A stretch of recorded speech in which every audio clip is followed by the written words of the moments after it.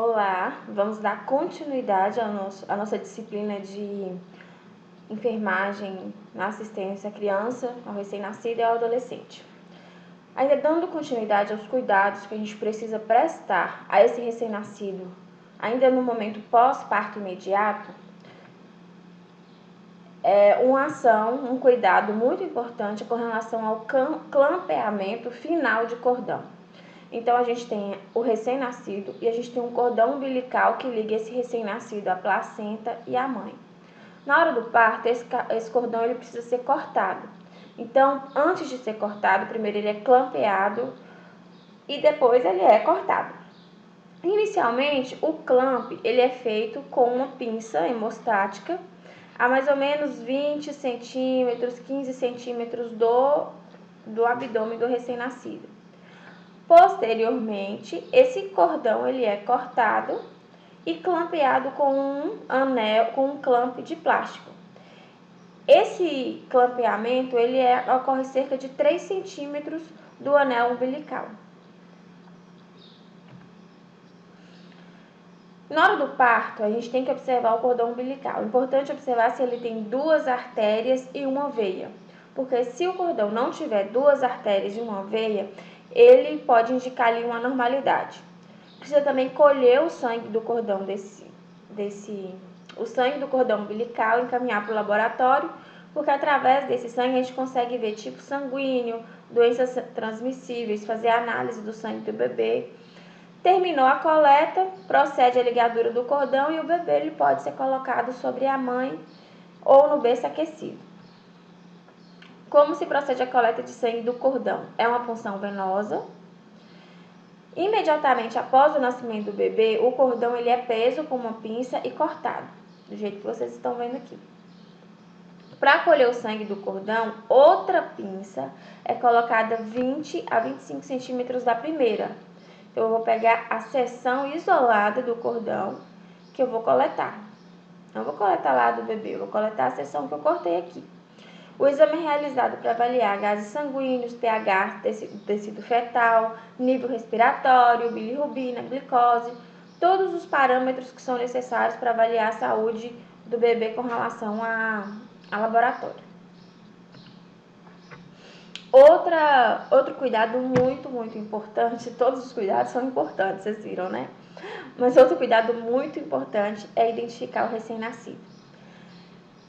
O recém-nascido, ele tem que ser identificado com pulseirinhas ou de plástico ou de esparadrapo, com o que tiver no momento na instituição, e tem que constar o nome da mãe, o sexo do recém-nascido, o número do prontuário. Geralmente vem assim: RN de Maria de Fátima, sexo feminino, número do prontuário, a data de nascimento.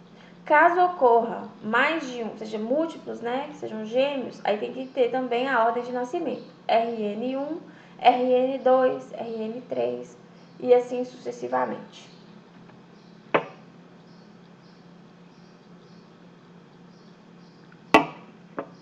É necessário sempre identificar o recém-nascido.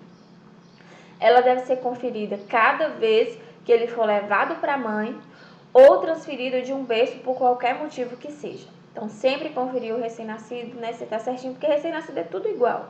Então, sempre olhar o nome para não confundir, não ter nenhum erro de medicação, erro de troca de bebê. Sempre identificar e conferir essa identificação.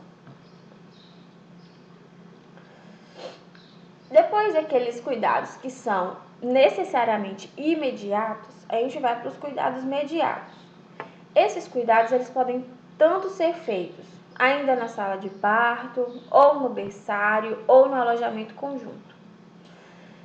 Os objetivos são ajudar o recém-nascido a se adaptar, prevenir possíveis complicações. Aí a gente vai estar fazendo esses cuidados e detectando qualquer anormalidade. E quando houver este terá prioridade no atendimento, comunicar ao enfermeiro e à equipe médica e registrar, quando tiver anormalidade. Quando chegar no berçário, se esses cuidados forem prestados no berçário, eu vou precisar colocar o recém-nascido num bercinho aquecido ou numa incubadora aquecida. E vamos realizar a admissão desse recém-nascido no setor. um registro de hora, condições gerais, como que ele está. O recém-nascido, ele pode também ser encaminhado diretamente da sala de parto para o alojamento conjunto sem passar no berçário. O que nós vamos avaliar nesse primeiro momento? A cor da pele, então se ele está cianótico, que é o arroxeamento das mãos, dos pés ou do tronco. Então se ele está rosadinho, se ele está com bons parâmetros de sinais vitais, se ele está com boas condições respiratórias, se ele tem secreção nas vias aéreas, se tiver nós vamos aspirar com a perinha. E se o coto umbilical dele possui sangramentos ou qualquer outra normalidade. Para prestar esses cuidados, eu preciso preparar o ambiente e o material necessário para prestar os cuidados que são aferir sinais vitais. Não existe uma diferença de verificação de sinais vitais em recém-nascido e em adultos. E também não existe uma sequência rígida na realização de todos os cuidados. Mas é importante a gente olhar primeiro os sinais vitais. Por quê? Os recém-nascidos, por a gente estar movimentando, eles estão nessa questão de transição, eles podem ficar agitados, chorosos, porque a gente mexe neles, então eles ficam agitados. E isso pode alterar a frequência cardíaca, a respiração. Então, primeiro, a gente olha a frequência respiratória. Depois, a gente olha a frequência cardíaca. E, por último, a gente olha a temperatura. Parâmetros normais. A gente tem aqui, de frequência respiratória, de 25 até 60. A média de um recém-nascido é 40. A gente tem a frequência cardíaca de 120 a 180 batimentos por minuto. E a temperatura de 36 a 37, 37,4, a gente tem de normalidade. A respiração, ela precisa ser avaliada durante 1 minuto completo. Nos recém-nascidos, eles geralmente respiram respiração abdominal, então vocês vão ver mais movimento do abdômen se estendendo do que tórax. Então a gente presta mais atenção no abdômen. Nos recém-nascidos, a respiração é realizada pelo diafragma. Então, nós vamos ver profundidade, então se esse bebê está respirando com qualidade, sinais de cansaço, a gente vai ver se esse bebê está cianótico e se ele tem batimentos de asa de nariz. Como? Leilene, o que é isso? Eu não sei avaliar. Então, a gente vai ver, primeiro, ouvir se ele faz algum gemido quando respira. A gente vai ver se ele tem batimento de asa de nariz, que é quando a aba do nariz abre e fecha. A gente vai ver se ele tem tiragem intercostal, que é quando ele expira, aparece a costelinha. Se ele tem retração external, que é esse buraquinho aqui, ó, é um sinal de esforço respiratório. E se ele respira sincronizado, tórax e abdômen elevam juntos. Olha, a gente tem um bebezinho aqui com tiragem costal, tá vendo? Ele tá com dificuldade de respirar, cordão tá clampeadinho, não tem sangramento, bonitinho. E aqui a gente tem batimento de asa de nariz, uma narina normal e uma narina dilatada.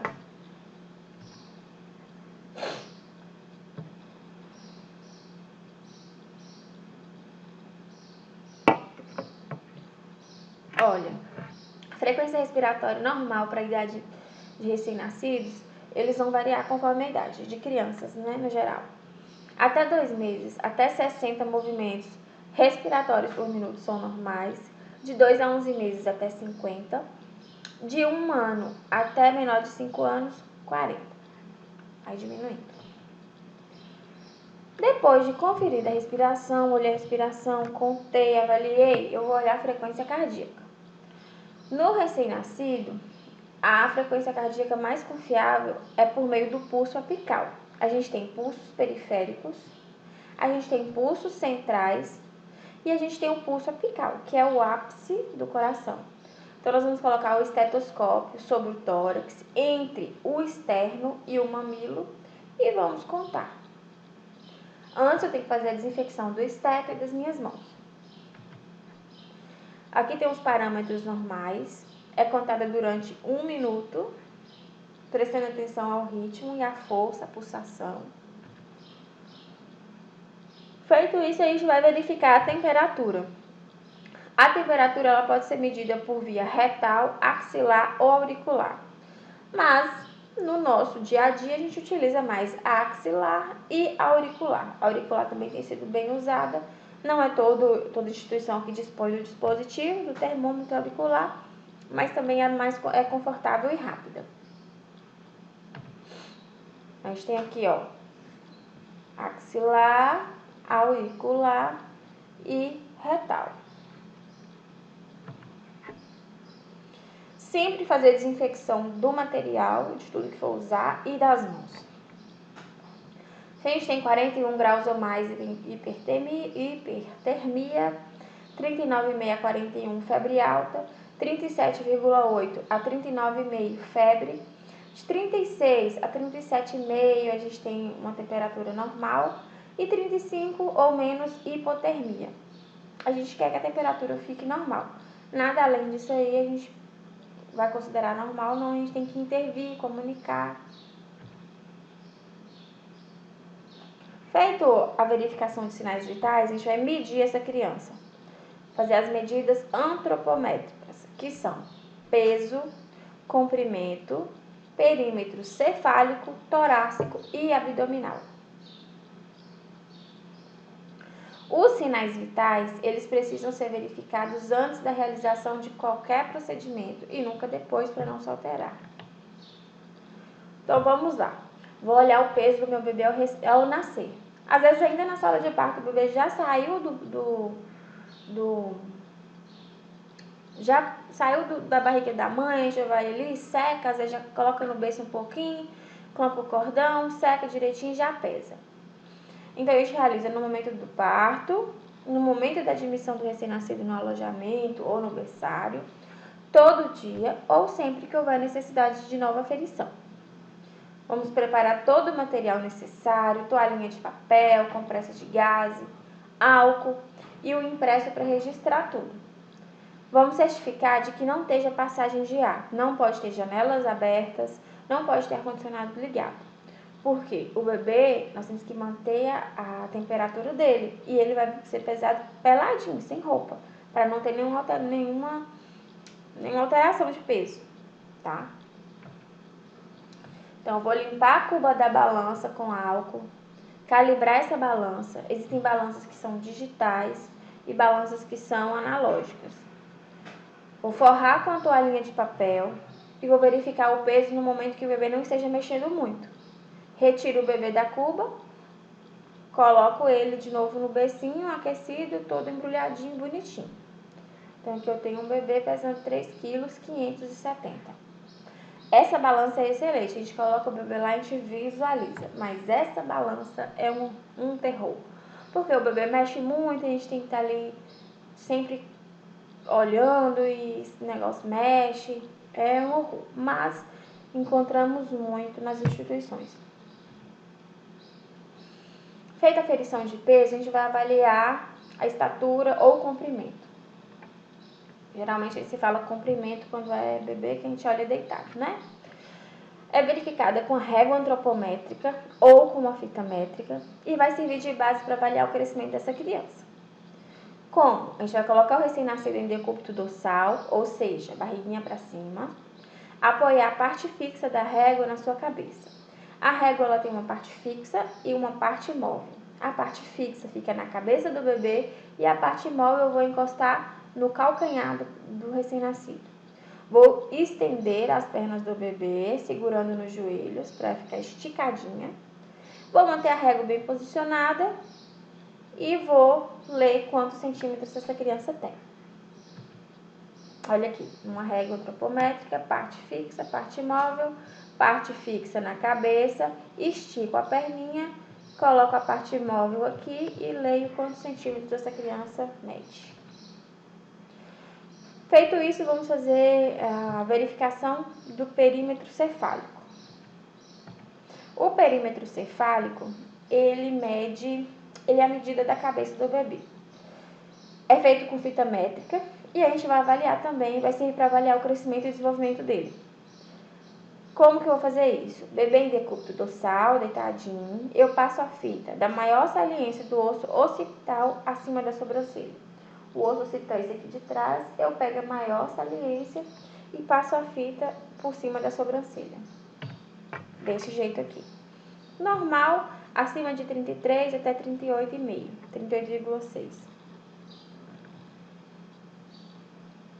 Quando eu olho a cabecinha, o perímetro cefálico da criança, do recém-nascido, eu consigo identificar ali se ele tem uma cabeça normal, se ele tem uma microcefalia, se ele tem uma microcefalia grave, ou se ele tem uma hidrocefalia, que é quando o bebê está com a cabeça maior do que tinha que estar.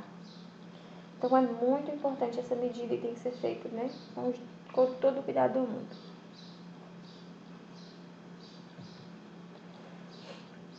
Além do perímetro cefálico, não sei porque faltou aqui nos slides, o perímetro torácico, a gente vai medir também com fita, e essa fita vai passar entre os dois mamilos, vai fazer a leitura, e o perímetro abdominal é feito na cicatriz umbilical. A gente vai anotar tudo no prontuário, registrar. Um outro cuidado é prevenir a oftalmia gonocócica. A oftalmia gonocócica é uma infecção bacteriana do olho. E para evitar essa infecção, a gente faz um procedimento que chama credê ou credeização. Pingar e instilar 2 gotas de nitrato de prata no canto interno de cada olho. A gente vem no cantinho de um olho, pinga 2 gotinhas, no outro olho 2 gotinhas. Nas meninas também pode ser feita na abertura externa do canal vaginal. E a gente vai evitar a transmissão da gonorreia também para a mãe durante a passagem no canal de parto. Porque a gente tem imagem, nitrato de prata, 2 gotinhas em cada canto do olho. E prevenir também doença hemorrágica neonatal. O bebê, quando nasce, ele tem uma imaturidade hepática. E isso faz com que ele não consiga coagular direito o sangue, ter uma coagulação sanguínea eficaz. Então, para reduzir essa hemorragia, faz a administração de vitamina K ou Canaquion, conhecido, faz no vasto lateral da coxa, esse músculozinho aqui, ó. A gente pega esse músculo, divide em 3 partes e faz no terço médio 0,1 ml. A angulação da agulha vai depender da quantidade de tecido que esse bebê tem. Se o bebê for gordinho e tiver músculo, ele pode ser 90 graus, se não 45 graus. Agora a gente vai falar sobre os cuidados mediatos no alojamento conjunto. Já ouviram falar em alojamento conjunto? Sabem o que é? O alojamento conjunto é o sistema hospitalar, então é uma parte lá do hospital, no qual o recém-nascido permanece com a mãe 24 horas por dia, desde o nascimento até a alta. Quais são as vantagens? Por que o bebê fica o recém-nascido fica com a mãe? Porque favorece a interação com o filho, da mãe com o filho, permite que ela cuide do seu filho, permite a participação do pai na lactação, favorece a amamentação, proporciona intercâmbio de informação entre as mães, permite maior relacionamento com a equipe de saúde. Para o bebê, ele tem satisfação das suas necessidades biológicas, mama a hora que quer. Inicialmente, todas as mães elas são encaminhadas para o alojamento conjunto, elas podem ser, a não ser que elas tenham, ou os bebês tenham condições de saúde que não vão permitir que elas cuidem dessas crianças.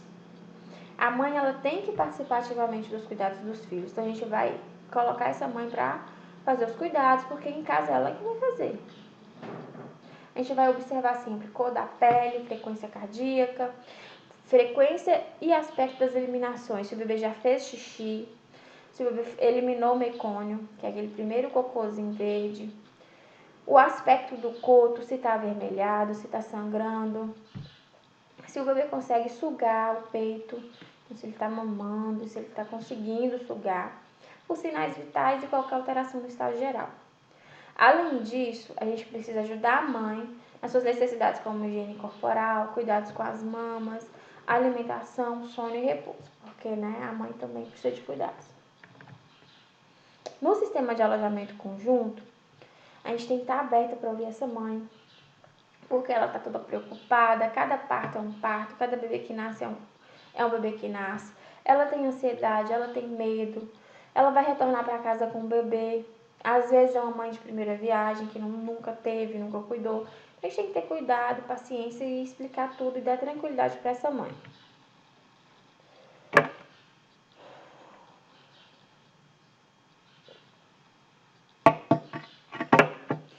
A higienização do recém-nascido.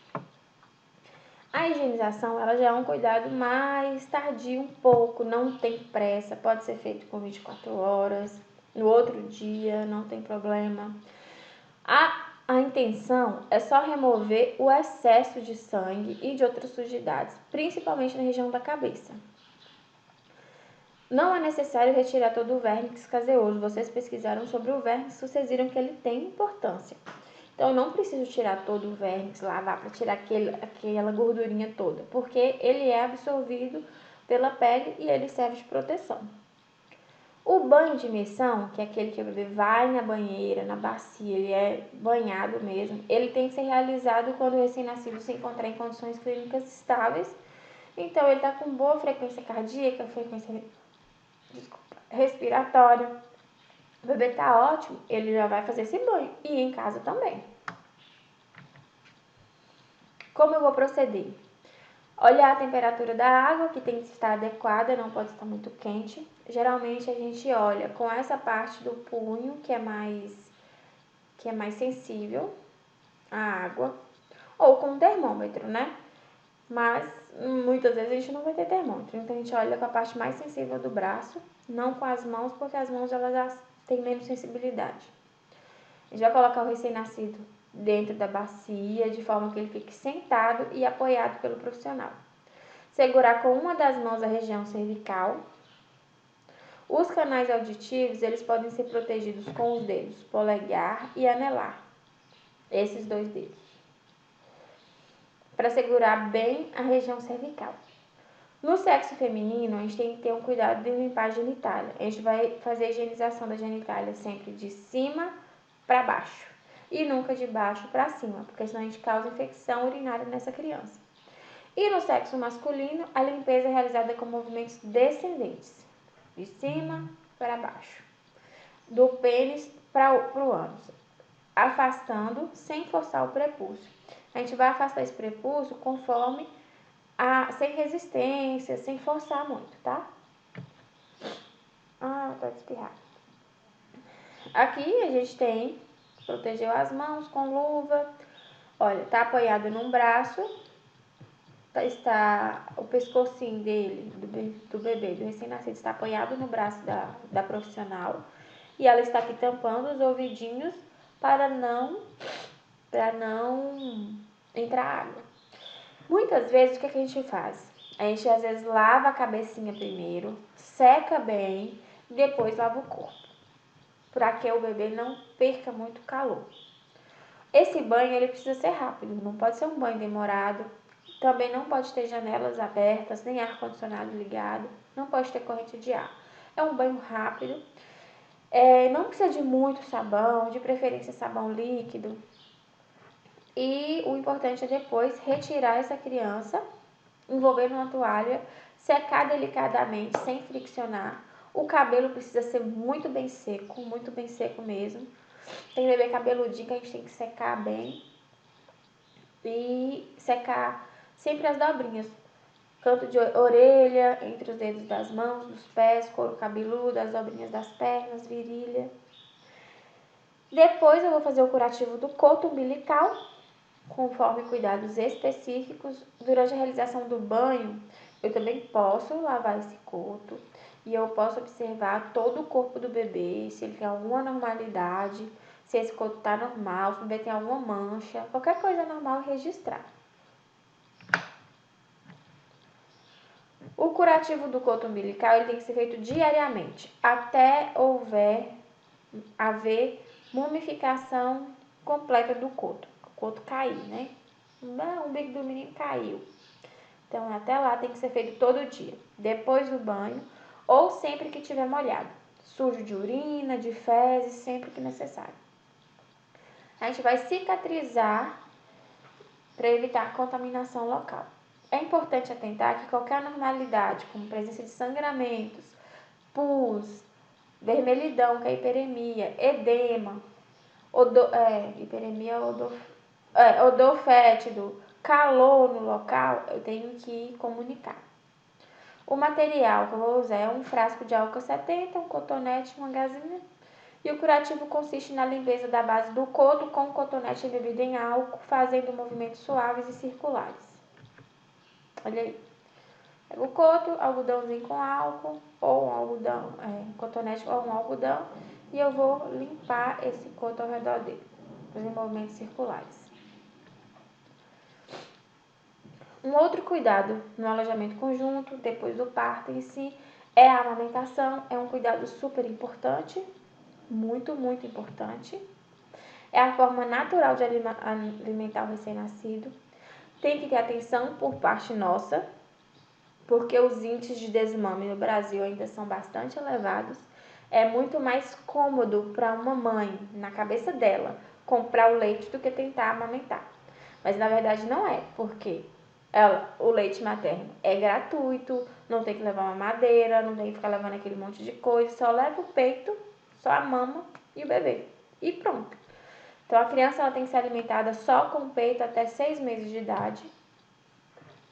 Nesse período não é necessário nenhum tipo de complementação, nem água. O leite materno é um alimento super, super completo.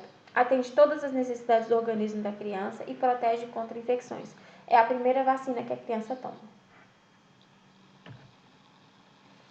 A outra coisa, quando fala em vacina, um outro cuidado que a gente também tem na maternidade é a realização de BCG. Nas maternidades, a criança já sai com a vacina BCG feita no braço. Quando a gente passar para a parte de imunização, a gente vai falar disso um pouco, tá? Amamentar é um desafio, principalmente para todas as mães, principalmente para aquelas que estão amamentando a primeira vez ou aquelas que já tiveram algum problema na gestação anterior para amamentar. Precisa ter toda a equipe envolvida, precisa de apoio, orientação, incentivo. A ponjadura é a descida do leite. Ela vai acontecer, a ponjadura, no 2º ao 5º dia após o nascimento do bebê. Toda mãe ela tem que ser orientada sobre a necessidade de ordenhar o leite para auxiliar no esvaziamento da mama. Quando eu estou com essa mama muito cheia, essa mama fica muito lisa. Então, o recém-nascido ele não consegue abocanhar a mama para fazer o movimento de sucção. E também, se a mama estiver muito cheia, o leite vai empedrar e vai fazer uma mastite e a gente não quer. Então, esse procedimento vai diminuir o desconforto do engurgitamento mamário e o risco de aparecimento de mastite. Cada mulher vai cuidar de uma forma diferente, vai se adaptar de uma forma diferente, a gente vai estar ali apoiando e dando suporte para essas mães. Amamentar num local tranquilo, confortável para ela e para o bebê, evitar muita gente, muito barulho, muita luz, colocar o bebê para sugar o seio materno. Alguns aspectos devem ser observados. Primeiro, a mãe tem que estar de preferência sentada numa cadeira, numa poltrona, com as costas apoiadas. Caso seja impossível, aí ela vai poder ficar deitada com o bebê, mas de preferência sentada. Nessas posições pode ser possível uma amamentação. Essa aqui é a menos indicada. O bebê precisa abocanhar toda a areola e não apenas o mamilo. Então a gente tem a mama e a gente tem a areola, que é aquela partinha mais escura. Na hora de mamar, o bebê tem que abocanhar toda a areola e não só o mamilo, não só o bico do peito. A boca tem que estar totalmente aberta, com os lábios voltados para fora, o superior e o inferior, como se fosse uma boquinha de peixe. Seu queixo precisa tocar o seio materno. Aí a gente vai ter um adequado esvaziamento dos seios, onde se armazena o leite. A sucção ela tem que ser lenta e profunda, com pausas coordenadas para a respiração entre as mamadas. Se for aquela sucção rapidinha, superficial, não está mamando direito. Olha, posicionamento do bebê. Encosta o mamilo na boca do bebê, ele vai ter o reflexo de sucção e vai abrir a boquinha. Na hora que ele abre a boca, lábiozinhos para fora. Abre bem a boca, pega toda a areola. E aí eu coloco o bebê para encher. Eu tenho que observar se essa bochechinha tá enchendo de leite, se não tá fazendo barulho, ó. Bebê abre a boca, os lábiozinhos superiores e inferiores voltados para fora. O bebê pegou quase toda a areola, bochechinha cheinha de leite. Essa aqui é a pega adequada. Isso é muito importante e a gente orienta. Olha, a pega correta é essa.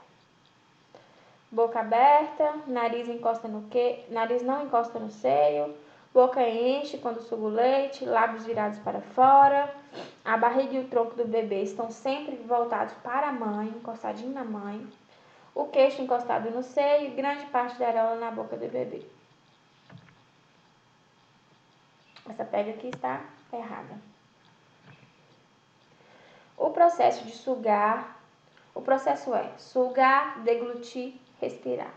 Se o bebê não pega corretamente e se a mãe sentir muitas dores no mamilo, é porque a sucção a pega ela está incorreta e aí a sucção tem que ser interrompida. Essas são as posições que a gente pode orientar a amamentação. Caso o bebê aceite, a mãe sempre oferecer um peito e depois o outro. Então, a mãe dá um peito, dá uma mama, esvazia toda a mama. Aí, se ele quiser mais, dá outra. Na próxima mamada, eu vou começar pela que ficou cheia. Então, eu ofereço a mama que está mais cheia e depois a vazia. Assim, eu vou prevenir engurgitamento mamário. E aí, eu vou também garantir que essa criança ela mame todas as fases do leite, tá? Não devem ser estipulados horários, a mamada deve ser por livre demanda e deve ser interrompida quando o bebê quiser. Soltar o peito do bebê quando...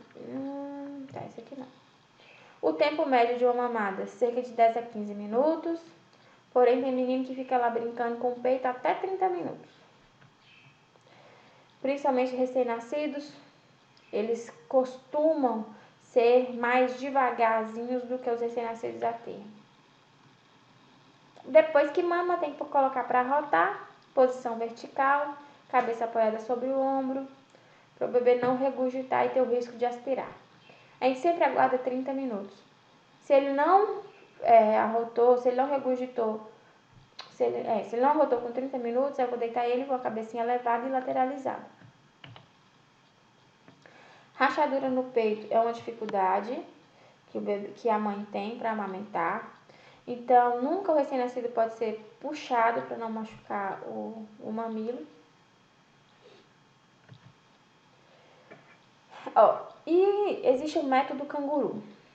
O método canguru, ele foi criado na América Latina, se eu não me engano, na Colômbia. Porque tinham muitas crianças precisando de incubadora, na Colômbia, Instituto Materno Infantil de Bogotá. Tinha muitas crianças na incubadora e eles precisavam liberar essas incubadoras. Então, o calor da mãe com o recém-nascido fazia o papel da incubadora, aquecia, protegia. Então, é um tipo de assistência neonatal que implica no contato pele a pele precoce entre a mãe ou o pai e o recém-nascido prematuro de baixo peso. É feito com bebês de baixo peso. Pelo tempo que eles entenderem que é prazeroso para eles. Favorece o controle térmico, aumenta o vínculo entre os pais, diminui o tempo de separação da tríade, evita longos períodos sem estimulação sensorial. Então, o bebê ele fica semi-despido, só de fraldinha, em decúbito ventral, ou seja, com a barriguinha de barriga para baixo, né? Não vai ficar para baixo porque o bebê em pé, mas de barriga para baixo, vertical sobre o tórax, entre os seios ou sobre o peito do pai em contato direto com a pele, só de fraldinha. A cabeça sempre mais alta em relação ao restante do corpo, para ele possa alimentar, trocar fraldas. Para segurá-lo, deve ser utilizada uma faixa ou um tecido. Pode e deve ser iniciado o mais precoce possível. Olha aqui, ó. O bebê fica entre o peito da mãe, amarradinho com um lençol, uma fralda, o que for possível. Pele a pele, barriguinha com barriga. Olha aí que gracinha. Todo mundo fazendo método canguru. Então, por hoje é isso. Eu espero que vocês tenham entendido. A gente vai fazer um exercício para fixar e um trabalhinho que eu vou passar no fórum, tá bom? Obrigada e até lá, até sábado.